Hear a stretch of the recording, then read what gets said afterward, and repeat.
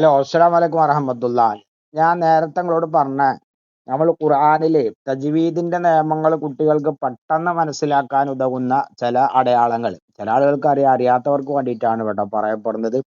നമ്മളെ ഖുർആനിൽ തൻവീന്, ഈ തൻവീന് കണ്ടങ്ങൾ അദാബിൻ, ഈ രണ്ട് തൻവീനും ഒരേ വലിപ്പാണ്, രണ്ടും ഒരേ വലിപ്പത്തിലാണ് ഇത് തൻവീൻ കസറാണ്. ഇനി തൻവീൻ ഫതഹ ആണെങ്കിലും തൻവീൻ കസറാണെങ്കിലും ഒരേ വലിപ്പത്തിൽ ഇതുപോലെ കാണുന്ന തൻവീന് എവിടെ കണ്ടാലും മണിക്കാൻ പാടില്ല എന്ന് കുട്ടികൾക്ക് പറഞ്ഞു കൊടുക്കുക. ഇത് ഇതാ കണ്ട, ഇവിടെയൊക്കെ ഇങ്ങനെ കാണുന്ന ഈ തൻവീൻ എവിടെ കണ്ടാലും ഇവിടെ ഇൽഹാറിന്റെ അക്ഷരാണ്. ഹംസ എന്നുള്ള ഇൽഹാറിന്റെ അക്ഷരം. അപ്പൊ ഇവിടെ ഇൽഹാറന്നെ വരുള്ളൂ, ഈ തൻവീനിന്റെ ശേഷം ഇൽഹാറന്നെ വരുള്ളൂ. അതുപോലെ നമ്മൾ കുട്ടികൾക്ക് പറഞ്ഞു കൊടുക്കേണ്ട ഒന്നാണ് മറ്റേ ഈ തൻവീൻ നോക്കി നിങ്ങള്. ഈ തൻവീനും ആ തൻവീനും തമ്മിൽ ഒരുപാട് വ്യത്യാസമുണ്ട്. ഇത് ഒരു തൻവീന് മുകളിൽ നിന്ന് മറ്റേ തൻവീന്റെ പകുതിക്കുന്ന ഇങ്ങോട്ടാണ്.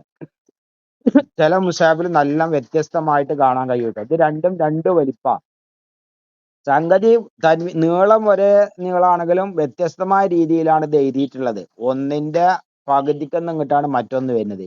ഈ രീതിയിൽ തൻവീന് എവിടെ വന്നാലും മണിക്കണം എന്ന് പറഞ്ഞു കൊടുക്കുക. പക്ഷെ അതിന്റെ ശേഷം എന്ത് മാത്രം വരാൻ പാടില്ല? ലാമ്, റാവ് എന്നീ അക്ഷരങ്ങൾ വരാൻ പാടില്ല. വേറെ ഏത് അക്ഷരം വന്നാലും മണിക്കണം എന്ന് പറഞ്ഞു കൊടുക്കുക. ഈ തൻവീന് രണ്ടും വ്യത്യസ്തമായിട്ടുള്ള വലിപ്പമാണ്. എന്നതുപോലെ തന്നെ നമ്മൾ കുട്ടികൾക്ക് ഇങ്ങനത്തെ നൂന് എവിടെ കണ്ടാലും മണിക്കണം എന്ന് പറഞ്ഞു കൊടുക്കുക. ഇങ്ങനത്തെ നൂന് ഇതിലൊക്കെ നമ്മൾ അതിന്റെ ലാമ്, റാവ് എന്നീ അക്ഷരങ്ങൾ വരാൻ പാടില്ല എന്ന് പറഞ്ഞു കൊടുക്കുക. മിൻ എന്നുള്ള നൂനിന് ഫതവും കസ്റ, ലമ്മ്, സുക്കൂൻ ഒരു ഹർക്കത്തും ഇതിന് കൊടുത്തിട്ടില്ല. ഇങ്ങനെ ഒരു ഹർക്കത്തും കൊടുക്കാത്ത സാക്കിന നൂനി എവിടെ കണ്ടാലും മണിക്കണം. പക്ഷെ അതിന്റെ ശേഷം എന്ത് വരാൻ പാടില്ല? ഈ റാ, ലാമ് എന്നീ അക്ഷരങ്ങൾ വരാൻ പാടില്ല. ഇത് എന്ത് ചെയ്യുക? നമ്മൾ കുട്ടികൾക്ക് പറഞ്ഞു കൊടുക്കുക. ഇതൊക്കെ നമ്മളെ മുസാഫില് പ്രത്യേകമായിട്ട് ചില അടയാളപ്പെടുത്തിയിട്ട് ചില കളറുകളൊക്കെ കൊടുത്തിട്ടുണ്ട്. എന്നതുപോലെ തന്നെ നമ്മൾ ശ്രദ്ധിക്കേണ്ട ഒന്നാണ് ഇതണ്ട, ഈ തൻവീന് കണ്ടങ്ങള്, ഈ തൻവീന് ഒരു ലമ്മിട്ടിട്ട് അതിന്റെ മുകളിൽ കൂടി ഇങ്ങോട്ടൊരു കുളത്ത്, ഇങ്ങനത്തെ തൻവീന് എവിടെ കണ്ടാലും മണിക്കാൻ പാടില്ല എന്ന് പറഞ്ഞു കൊടുക്കുക. ഇൽഹാർ ചെയ്യണം, മണിക്കാൻ പാടില്ല. അതിന്റെ ശേഷം പിന്നെ ഇന്നത് വന്നാന്നൊന്നും പറയല്ല. ഇതിന്റെ ശേഷം ഇൽഹാറിന്റെ അക്ഷരങ്ങൾ മാത്രമേ വരുള്ളൂ ഈ തൻവീന്റെ ശേഷം. അപ്പൊ ഇങ്ങനെ ഈ രീതിയിലുള്ള തൻവീന് എവിടെ കണ്ടാലും മണിക്കാൻ പാടില്ല. സവാ ഉൻ എന്നുള്ള ആ നൂനിനെ വെളിവ ഇൽഹാർ ചെയ്തിട്ട് തന്നെ എന്ത് ചെയ്യണം? ഉച്ചരിക്കണം എന്ന് എന്ത് ചെയ്യുക? കുട്ടികൾക്ക് പറഞ്ഞു കൊടുക്കാം. അതാണ് ഇവിടെ നേരത്തെ കണ്ടകൾ ഈ നൂന് ഇതിനെന്തില്ല? ഈ നൂന് ഒരു ഹർക്കത്തുമില്ല. ഒരു ഹർക്കത്തുമില്ലാത്ത ഈ നൂന് എവിടെ വന്നാലും മണിക്കണം എന്ന് പറഞ്ഞു കൊടുക്കുക. എവിടെ വന്നാലും മണിക്കണം എന്ന് പറഞ്ഞു കൊടുക്കുക. എന്നതുപോലെ തന്നെയാണ് നമ്മൾ സാക്കിന മീമിന്റെ വിധികൾ പറയുന്നിടത്തും മീമിന് ഹർക്കത്തുണ്ടോ മണിക്കാൻ പാടില്ല.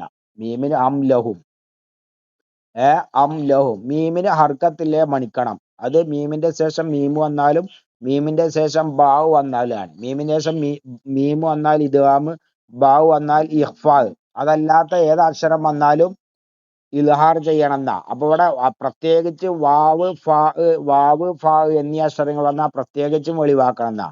ഗൈരിൽ മഗ്ലൂബി അലൈഹിം അലൈഹിം എന്ന് ചുണ്ടു കൂട്ടിയിട്ട് വേണം വാ എന്ന് ഉച്ചരിക്കാൻ.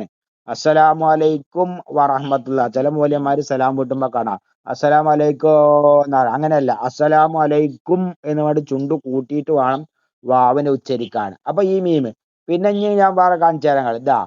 എന്നതുപോലെ കുട്ടികൾക്ക് നമ്മൾ പറഞ്ഞു കൊടുക്കുക. അലീമുൻ, ഇങ്ങനെ ഒരു മീമ് എവിടെ മക്കളെ തൂങ്ങി കിടക്കുന്ന കണ്ടാലും അവിടെ ഇക്ലാബാട്ടോ നന്നായിട്ട് മണിക്കണം. ഈ മീമിനെ എന്ത് ചെയ്യണം? ഈ തൻവീനിനെ ബായിലേക്ക് ചേർത്ത് അതിനെ ഒരു മീമിന്റെ ഉച്ചാരണം അവിടെ വരണം എന്നാണ്. ഇഖ്ലാബ്, നൂനിനെ മീമായിട്ട് മറിക്കുക എന്നാണ്.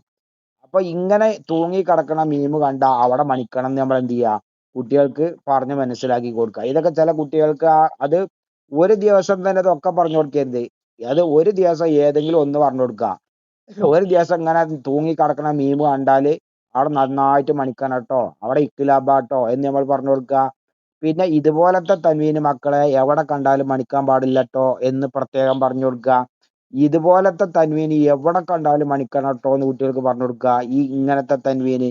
അപ്പൊ ഈ രണ്ട് തൻവീനും തമ്മിലുള്ള വ്യത്യാസം കണ്ടങ്ങൾ, ഇത് ഇങ്ങനെ വരുന്നുണ്ട്, ഇത് ഈ രൂപത്തിലാണ് വരുന്നത്. ഇത് എവിടെ കണ്ടാലും മണിക്കണം, ഇത് എവിടെ കണ്ടാലും മണിക്കാൻ പാടില്ല എന്നെന്ത് ചെയ്യുക? കുട്ടികൾക്ക് പറഞ്ഞു കൊടുക്കുക. ഇതിന്റെ ശേഷം എന്ത് വരാൻ പാടില്ല? ലാമ്, റാ എന്നീ അക്ഷരം വരാൻ പാടില്ല. അതുപോലെ മീമിന് ഹർക്കത്തുണ്ടെങ്കിൽ മീമിന്റെ ശേഷം സാക്കിന, മീമിന്റെ ശേഷം വാവ്, മീമ് അല്ലാത്ത ഏത് അക്ഷരം വന്നാലും ഒഴിവാക്കണം. പ്രത്യേകിച്ച് വാവ്, ഫ എന്നീ അക്ഷരങ്ങൾ വന്നാൽ അത് ഒരേ മഖ്റജായത് കൊണ്ട് ഒരു അക്ഷരം ഉച്ചരിക്കാൻ മീം ഉച്ചരിക്കണ അതേ സ്ഥാനത്ത് തന്നെയാണ് വാവ്, ഫ എന്നീ അക്ഷരം വരുന്നത്. അതുകൊണ്ടാണ് ഒരേ സ്ഥാനത്ത് നിന്ന് പുറപ്പെടുന്നത് കൊണ്ട് ചുണ്ട് കൂട്ടിയിട്ട് വേണം ശേഷമുള്ള അക്ഷരത്തെ ഉച്ചരിക്കാൻ വേണ്ടിയിട്ട്.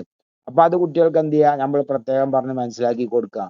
എന്നതുപോലെ തന്നെ ഞാൻ നേരത്തെ പറഞ്ഞില്ലേ, ഈ മീമ് ഇതാ കണ്ടോ, ഇങ്ങനെ മീമ് എവിടെ വന്നാലും മണിക്കണം എന്ന് കുട്ടികൾക്ക് പറഞ്ഞു കൊടുക്കുക. മീമിന്റെ ശേഷം ബാവ് വന്നാൽ മീമിന്റെ ഇഖ്ഫാ ആണ്. അപ്പൊ ഈ മീമിന് ഒരു ഹർക്കത്തും വരൂല, അതിന് ഫതഹ്, കസ്ർ, ലമ്മ്, സുക്കൂൻ ഒന്നും വരൂല. അപ്പൊ മണിക്കണം. നേരത്തെ പറഞ്ഞ ഈ തൻവീന് എവിടെ വന്നാലും മണിക്കാൻ പാടില്ല, ഈ തൻവീന് എവിടെ വന്നാലും മണിക്കാൻ പാടില്ല. ഇങ്ങനെയുള്ള കാര്യങ്ങളൊക്കെ ഖുർആനിൽ ഇനി എന്തെങ്കിലുമൊക്കെ ഓർമ്മ ഉണ്ടെങ്കിൽ അപ്പൊ ഇൻഷാ അല്ലാഹ് ഞാൻ പറഞ്ഞതിന്റെ. അപ്പൊ ഇത്തരം കാര്യങ്ങളൊക്കെ എന്ത് ചെയ്യുക, കുട്ടികൾക്ക് പറയും. ഇതൊക്കെ ഒരു ദിവസം തന്നെ പറഞ്ഞു കൊടുക്കാൻ പാടില്ല.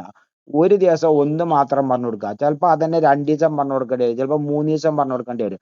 അത് മാത്രം എന്താണോ നമ്മൾ പറഞ്ഞു കൊടുത്തത് അത് മാത്രം കീപ്പ് ചെയ്തിട്ട് അന്ന് നമ്മൾ ക്ലാസ് എടുക്കുക. ചിലപ്പോൾ 1 or 2 ദിവസം ആയിമ തന്നെ കൂടുക. അപ്പൊ നമുക്ക് ഒരു 10 or 15 ദിവസം കൊണ്ട് ഏറെക്കുറെ കുട്ടികൾക്ക് എന്ത് ചെയ്യും, തജ്വീദിന്റെ നിയമങ്ങൾ ഇന്നതാണ് എന്ന് മനസ്സിലായിട്ടില്ലെങ്കിലും അവിടെ ഈ രീതിയിലാണ് ഓതേണ്ടത് എന്ന് നമുക്ക് കുട്ടികൾക്ക് എന്ത് ചെയ്യാൻ പറ്റും, മനസ്സിലാക്കി കൊടുക്കാൻ കഴിയും. ചെറിയ കുട്ടികൾക്കൊക്കെ പ്രത്യേകിച്ച്. അപ്പോൾ ഉപകാരപ്പെടുകയാണെങ്കിൽ ഇൻഷാ അല്ലാഹ് മറ്റുള്ള ഉസ്താദുമാർക്കൊക്കെ വിട്ടു കൊടുക്കാം. ഓക്കെ, അസ്സലാമു അലൈക്കും വറഹ്മത്തുള്ളാഹി.